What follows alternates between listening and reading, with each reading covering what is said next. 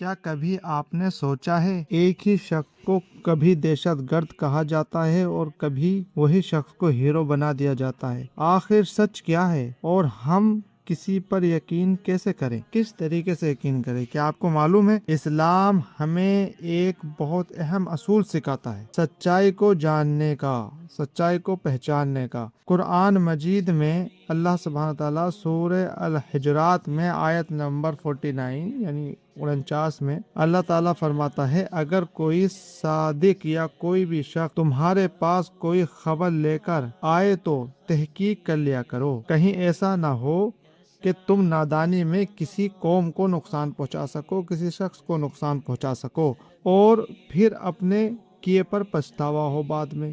تو اس لیے کسی پہ یقین کرنے سے پہلے اس کو ایک بار چیک کر لینا ضروری ہے، یعنی ہر خبر کو بغیر تحقیق کے مان لینا ہم سے بہت بڑی غلطی کرا سکتا ہے یا ہمیں غلطی کی طرف لے جا سکتا ہے۔ اب تاریخ کی طرف چلتے ہیں، دیکھتے ہیں پہلے کیا ہوا۔ چند مثالیں میں آپ کے سامنے بیان کروں گا۔ سب سے پہلے گیرگیو واشنگٹن چلتے ہیں، گیرگیو واشنگٹن کو لے لیتے ہیں۔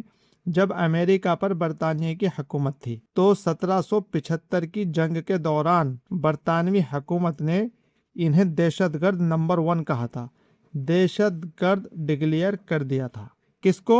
امریکہ کو۔ امریکہ میں جو گیرگیو واشنگٹن تھے، لیکن جب امریکہ آزاد ہوا تو یہی شخص امریکہ کا صدر بنا۔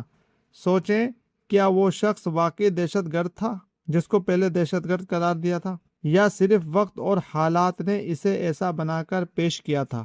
اسی طرح نیلسن منڈیلا کو لے لیجئے، آپ جانتے ہوں گے، very famous person Nelson Mandela. Nelson Mandela کی مثال دیکھیں، جنوبی افریقہ میں جب سفید فام حکومت تھی تو نیلسن منڈیلا کو بھی دہشت گرد کہا گیا تھا، انہیں 25 سال سے زیادہ جیل میں رکھا گیا، لیکن جب وہی ملک آزاد ہوا تو وہی شخص صدر بنا، پہلے دہشت گرد بعد میں صدر، اور اسی کو نیبل پرائز دیا گیا، امن کا پیغام، امن کا انعام بھی دیا گیا تھا۔